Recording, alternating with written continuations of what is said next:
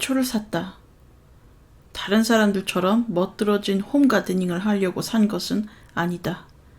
잘 키울 자신도 없고 점점 겨울이 다가올 테지만 그냥 사고 싶어서 샀다. 생각해보니 나는 최근 1년 사이에 뭔가 사고 싶은 마음이 전혀 들지 않았다. 갖고 싶은 것도 없어졌고 좋아하는 것도 없어졌고 생활에 필요한 물건을 사야 할 때도 돈 나가는 것이 속쓰리고 아까웠다.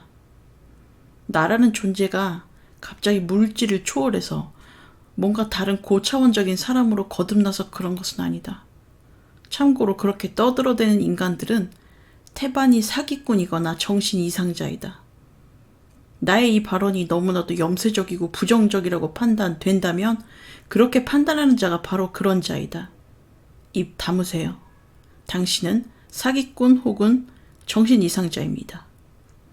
여튼 노화에 따른 호르몬의 변화인지 아니면 내가 너무도 많은 정신력과 체력을 고갈시켜서인지도 모르겠지만 나는 늘 화가 나 있거나 허탈한 마음에 잠겨있다.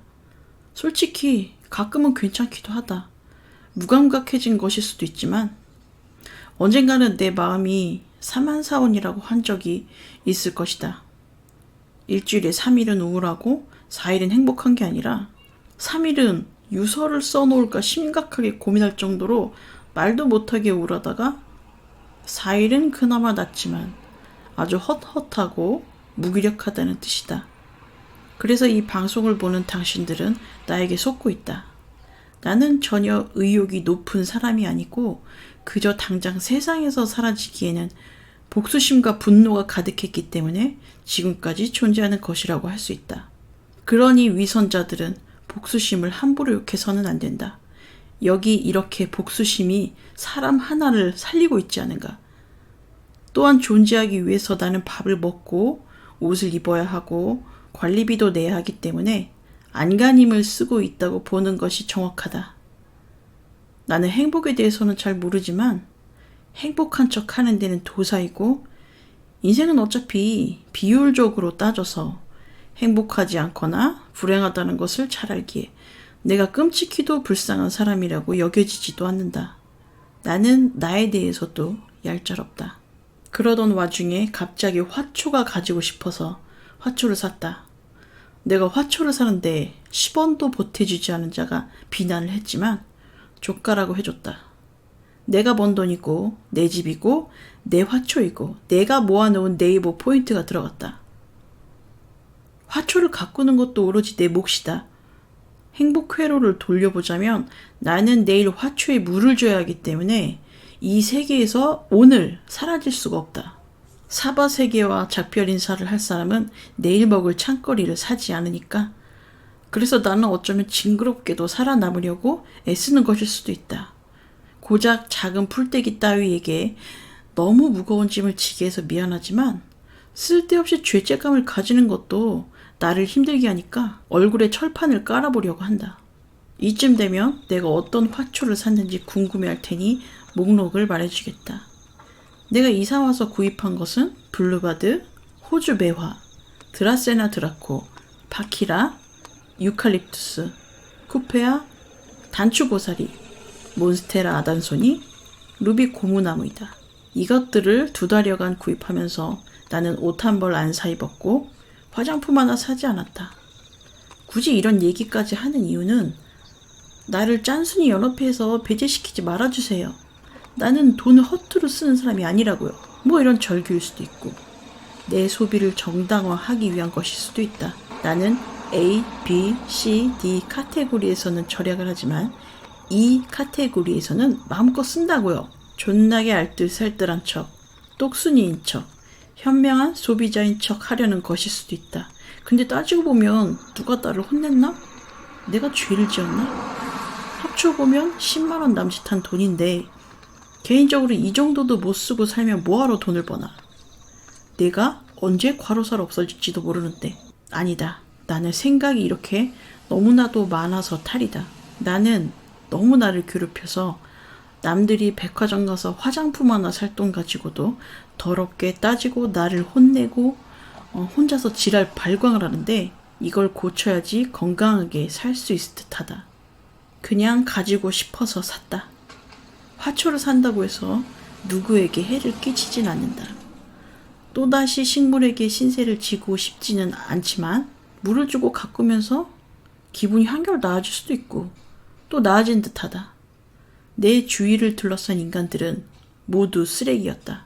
태어날 때부터 쓰레기로 둘러싸여 있다 보니 그것이 생필품인 줄 알았는데 커보니까 구더기가 들끓는 쓰레기였던 것을 알아챘다. 아니면 오랫동안 멀쩡했던 사람들이 갑자기 쓰레기로 변하기도 한다. 이쯤 되면 나의 몸에서 뭔가를 썩고 병들게 하는 효소가 나오는 듯하다.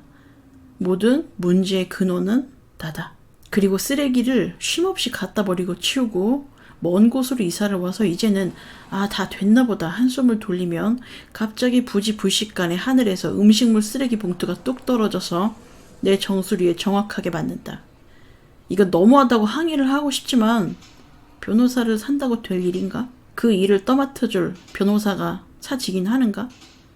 그냥 나는 내 팔자가 이 모양 이 꼴이라고 받아들이는 수밖에는 없다. 그렇게 42년간 받아들였더니 나름의 노하우가 생겼다.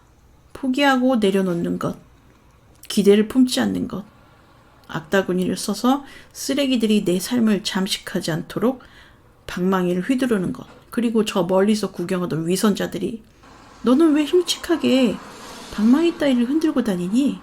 모든 건 대화로 해결할 수 있어. 너도 너무 극단적으로 생각하지 말고 화해하고 잘 지내. 하는 개소리에 코웃음을 치는 것. 이런 덕목들을 갖추게 되었기에 그나마 나는 사람 꼴을 하며 살 수가 있었다. 그렇지만 너무 많은 뭔가를 소모한 느낌이다. 나의 탓인지 몇 년 전까지만 해도 쉽고 힘들지 않았던 것들이 육체적으로 그리고 정신적으로 힘들어지기 시작했다. 그리고 아무것도 하기가 싫어졌다. 심지어 내가 버려놓은 것들까지, 내가 좋아했던 것들까지. 며칠 전 화가 난 상태로 밖을 외출했다가 집에 씩씩거리며 돌아오는데 어두운 골목길에 밝은 갈색의 무언가가 보였다. 그것은 너무나도 평온한 모습으로 잡초 위에 죽어있는 고양이 한 마리였다. 흡사 자는 것처럼 보였지만 확실히 목숨은 끊어져 있었다. 나는 소스라치게 놀랐고 걸음을 재촉해 집에 도착했다. 그 이후로도 계속 자동차 불빛에 빛나던 털과 자는 듯이 감겨있는 고양이의 눈이 생각났다. 그 이후로도 나는 화가 날 일이 꽤 많았는데 그때마다 곤히 자고 있던 고양이처럼 깊이 잠에 빠졌으면 할 때가 있다. 그러다가 시간이 어느 정도 지나면 언제 그랬냐는 듯 깔깔거리며 웃을거리를 찾아다니고 또다시 모든 것이 지겨워져서 창문 밖으로 모든 물건을 갖다 던지고 싶기도 하다. 또 그러다가 갑자기 설거지를 하고 너저분한 것들을 정리하기 시작한다. 그리고 뜬금없이 화초가 사고 싶어지기도 한다는 얘기다. 오늘의 재미없고 장황한 이야기를 정리하자면 나라고 항상 의욕이 넘치는 것은 아니라는 뜻이고 나는 승리자가 아니라는 뜻이고 오히려 누구보다 사만사온이 심한 사람이라는 뜻이다. 때마침 이 영상을 볼 것으로 예상되는 누군가가 전에 다른 영상에 질문을 했었다. 의욕이 떨어지고 외로울 때는 어떻게 극복하냐고. 그러니까 얼마나 내가 그런 척을 잘 했으면 내가 멘탈을 잘 컨트롤하는 것으로 기정사실화 했겠냔 말이다. 나를 그런 사람으로 판단했던 사람들은 잘 들어라. 그딴 것은 좆도 없다. 그런 사람은 세상에 존재하지 않는다. 승리자로 보이는 사람들은 전부 괜찮은 척을 할 뿐이다. 화초를 사고 싶다가도. 길가에 놓은 고양이가 되고 싶은 게 사람 사는 꼴이라는 말이다. 와우. 와우. 공격하는 거 아니야? 와우. 심기 불편. 와우. 표정 안 좋은데 지금? 표정 안 좋아? 와우.